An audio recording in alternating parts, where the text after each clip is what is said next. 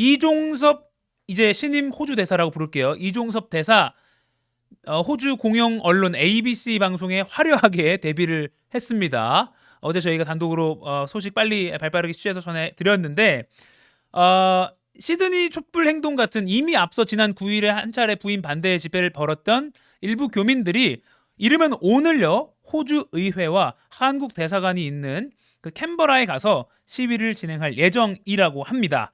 이제 호주 대사 언제부터 공식 일정 언제부터 공식 일을 시작하냐 궁금증이 많았고 그랬는데 이제 사실상 업무를 시작했다고 볼 수밖에 없는 게 주 호주 대한민국 대사관 웹사이트를 보니까 이게 확인이 되더라고요. 한번 보여주시죠. 대사 인사말 어제까지만 해도 전임자였거든요. 어제 낮까지만 해도. 근데 어제 오후에 제 기억에 오후 한 4시쯤 제가 또 한번 접속을 해보니까 이종섭 대사로 바뀌어 있더라고요. 인사말 안녕하십니까 제23대 호주 대사 이종섭입니다. 이렇게 바뀌어 있고요. 이렇게 약간 클리셰 같은 그런 멘트가 있긴 한데 저는 이제 뒤에 요게 좀 여러 멘트가 있는데 요게 좀 눈에 띄더라고요. 양국군은 국방 쪽으로 포커스를 한 멘트가 있어서 좀 재밌었습니다. 합동훈련을 확대하고 있으며 우리 기업의 호주군 자주포 획득 사업 2022년 또 보병 전투장갑차 사업 2023년 여기 참여했고 국방 방산 협력도 강화하고 그러니까 요 지금 사업들이 이종섭 국방장관 재임 당시에 있었던 앞뒤로 있었던 그런 일이잖아요. 그래서 요걸 굳이 또 멘트로 넣은 건 아닌가 싶기도 하고요. 아무튼 국방 방산 협력 동력을 쭉 이어갈 수 있도록 역할을 다하겠다라고 했습니다. 그런데요. 아무튼 이렇게 호주 대사로서 국방 협력도 하고 또 우리나라 K컬처를 현지 국민들에게 알리고 이런 활동을 하게 되고 또 교민 보호, 교민 지원도 하게 될 텐데 정작 교민들은 아니 지금 이종섭 대사 오면 계란 세례 맞을 수 있어요 라고까지도 물론 일부 목소리이긴 합니다만요. 그런 말을 하고 있는 상황입니다. 저희가 어제도 인터뷰했는데 그 내용 잠깐 듣고 이야기 더 나눠보겠습니다. 대사관 앞에서 시위를 한다거나 또는 한두 명이 찾아가서 1인 시위를 한다거나 멜번이나 타 지역 회원들과 함께 연대해서 캔버라에 또 국회의사당이 있거든요. 예. 캔버라 국회의사당 앞에서 집회를 하는 우리가 할 수 있는 모든 행동을 찾아서 할 것이고 줄기차게 이종섭 대사를 괴롭힐 계획입니다. 동포들이 많이 모여 사는 동네를 방문하기라도 한다면 정말 계란 세례를 받을 수도 있는데 이런 사람이 어떻게 한국과 동포 사회를 대표하는 대사 역할을 하겠습니까? 네.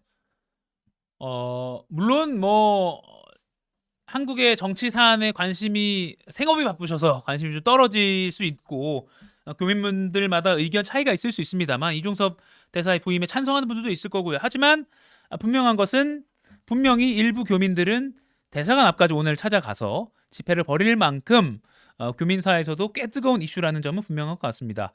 이게 캔버라 대사관 앞인데요. 사진 보여주시죠. 여기입니다. 여기 아주 평화로운 곳이더라고요.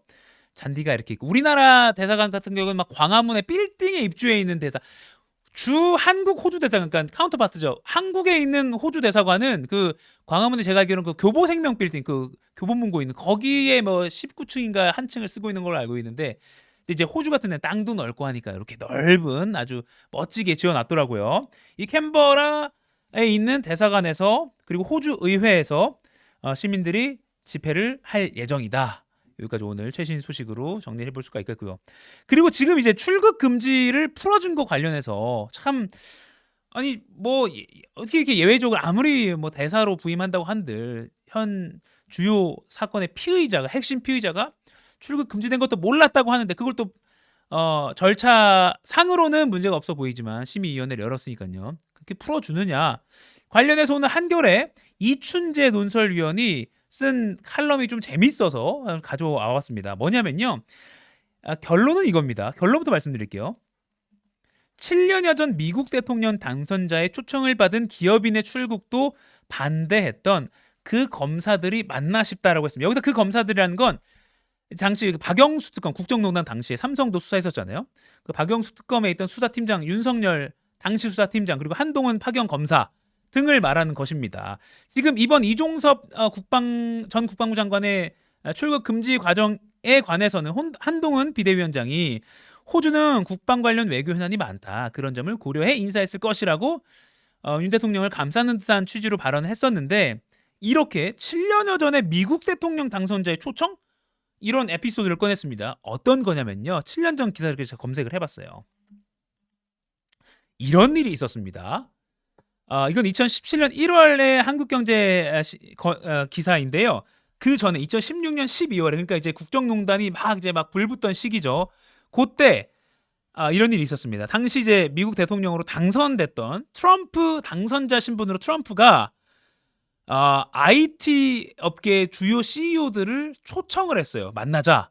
그런데 외국인으로는 유일하게 이재용 당시 삼성전자 당시 부회장이죠. 부회장이 초대를 받았어요. 나머지는 실리콘밸리에 있던 CEO들인데 이재용 삼성전자 현 회장이 초청을 받은 겁니다. 그래서 삼성은 어떻게 했냐? 당시 이제 특검이 뭐 수사를 한다고 하고 본격적으로 수사하기 전이기만요. 그리고 국회에 나가서 증인 출석도 하고 했으니까 삼성 입장에서는 우리가 이런 초청을 받아서 미국에 잠깐 갔다 올 겁니다라고 출국 금지가 안 된 상태였는데요. 오해를 혹시나 일으킬까봐 출국하면 그래서 먼저 특검 측에 말을 했다는 거예요. 다른 사람도 아니고 트럼프 당선자가 IT 업계 주요 CEO들을 초청했는데 그 행사에 나도 참석하게 돼서 잠깐 갔다 오겠습니다라고 했는데 어떻게 했느냐? 특검이 그래? 바로 출국 금지했다는 겁니다. 그런 일이 있었다. 그래서 당시 이제 어떻게 보면 기업, 친재계 언론들을 중심으로 해서 어떻게 이럴 수가 있느냐라는 기사가 많이 나왔습니다. 이런 행사였어요. 이 실제 행사가 있었던 겁니다. 2016년 11월 14일 뉴욕의 트럼프 타워에서 테크 서밋이라고 해서요. 아주 IT 업계의 구루들, 거대 기업들의 CEO들이 모였는데 면면에 보면 이렇습니다. 페이팔 창업자 그 결제 시스템이죠. 페이팔 창업자 피터 틸 그리고 페이스북, 테슬라, 머스크도 있네요. 인텔, 애플, 팀 쿡, 알파벳, 구글 자회사죠. 그리고 제프 베조스, 아마존 CEO, 시스코, MS, 마이크로소프트, IBM 이런 정말 미국 세계를 주름 잡는 미국 중심으로 한 기업들 CEO가 초청됐는데 외국인으로서는 유일하게 삼성 이재용 부회장이 당시 초청이 됐는데 못 갔다. 특검 한동훈 당시 파견 검사, 윤석열 수사팀장, 박영수 특검 이 내부에서 회의를 한 결과 안 된다라는 결론이 나왔다는 그 뒷얘기도 있고요. 조금 더 뒷얘기를 하면 이재용 삼성 부회장 당시 어떻게 초청을 받았냐? 이 페이팔 창업자인 피터 틸이 이재용 부회장 당시 현 직함으로 부를게요. 이재용 회장과 친분이 있어서 다른 사람들 다 미국 CEO들인데 이제 이재용 회장 정도는 부르자 삼성이니까 이렇게 해서 초청을 받았다고 합니다. 아무튼 그런데 불가. 그래서 특검 결론은 출국 금지까지 이어진 것이죠. 그런데 이번에는 7년 후 이종섭은 왜 해제해줬냐? 이런 취지로 이춘재 한겨레 논설위원이 칼럼을 재밌게 썼습니다. 7년여 전 다른 사람도 아니고 그럼 외교 현안 많다면서요. 외교 현안 때문에 이종섭 전 국방부 장관은 출국 금지 해제한 거라면서요. 다른 사람도 아니고 미국의 우리나라의 최고 동맹국 파트너인 미국의 다음 대통령 당선자가 가장 파워풀한 사람이 불렀는데도 그리고 일개 기업인도 아니고 이재용 당시 삼성전자 부회장이고 이재용 부회장이 가서 미국에 어떤 투자를 할지 등등을 얘기하고 외교적인 현안도 어떻게 보면 코멘트를 하면서 풀 수 있는 시작점이 될 수 있는데도 불구하고 그때는 출국을 반대했으면서 이번에는 역시나 외교 현안을 근거로 풀어줬다? 7년여 전에 미국 당선자 초청을 받은 기업인의 출국을 반대했던 그 검사들이 맞나? 이렇게 한겨레 이춘재 논설위원은 묻고 있는 겁니다. 여러분들은 어떻게 생각하십니까? 저도 사실 이 스토리는 몰랐는데 신문을 읽다 보니까 그리고 과거 또 실제 이런 일이 있었나? 라고 하면서 검색을 해보니까 이런 스토리가 있어서 좀 가지고 봤습니다. IT 거물 회동도 못 갔던 그리고 이 IT 거물 회동이 왜 중요했느냐? 단순한 IT 거물로서 IT 관련한 산업적인 이슈가 아니라 보면 트럼프 세 자녀까지 모두 참석한 그러니까 트럼프 행정부에 쥐락펴락하는 모든 사람들이 있기 때문에 테크 서밋이면 이름은 IT 테크 기술 관련 협력 회의라고는 하지만 그 얘기만 하겠습니까? 안면도 트고 다른 해결의 단초까지도 갈 수 있는 외교적인 어떤 패스트 트랙을 탈 수 있는 중요한 자리였는데 특검이 막았다.